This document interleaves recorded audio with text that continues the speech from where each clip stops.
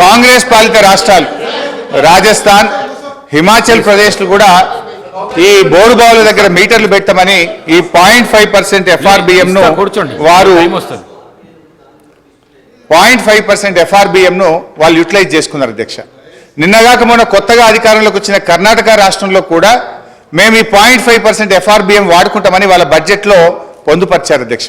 నేను దయచేసి ప్రభుత్వాన్ని కోరుతా ఉన్నాను, మీరు ఎట్టి పరిస్థితుల్లో కూడా మరి బోరు బావుల దగ్గర మీటర్లు పెట్టడానికి అంగీకరించొద్దని, ఈ 0.5 FRBM ను తీసుకోవద్దని కూడా మీ ద్వారా నేను ప్రభుత్వాన్ని కోరుతా ఉన్నాను అధ్యక్ష. సీనియర్ శాసనసభ్యులు హరీష్ రావు గారు మాట్లాడడం ఇది అవాస్తవము. రైతులకి వ్యవసాయపు కరెంటుకి బిల్లు కట్టమని ఏ చట్టము ఏ కేంద్ర ప్రభుత్వం రికమెండ్ చేయలేదు. నేనెందుకు ఇంటర్వ్యూ అవుతానంటే, గతంలో మీ ముఖ్యమంత్రి ఆ విషయంలో అబద్ధాలు మాట్లాడిండు, ఈ రోజు మీరు అబద్ధాలు మాట్లాడుతున్నారు. బిల్లు కట్టమని చెప్పలేదు. నేను ఆ పార్లమెంట్ కమిటీ సభ్యుణ్ణి ఆ విషయం పదే పదే మీరు ప్రస్తావించడం దయచేసి అవాస్తవాలు శాసనసభలో ప్రస్తావించొద్దు. బోరు బావుల దగ్గర మీటర్లు పెట్టాలని చెప్పింది నిజమా కాదా ఉత్తమ్ కుమార్ రెడ్డి గారిని అడుగుతున్నా.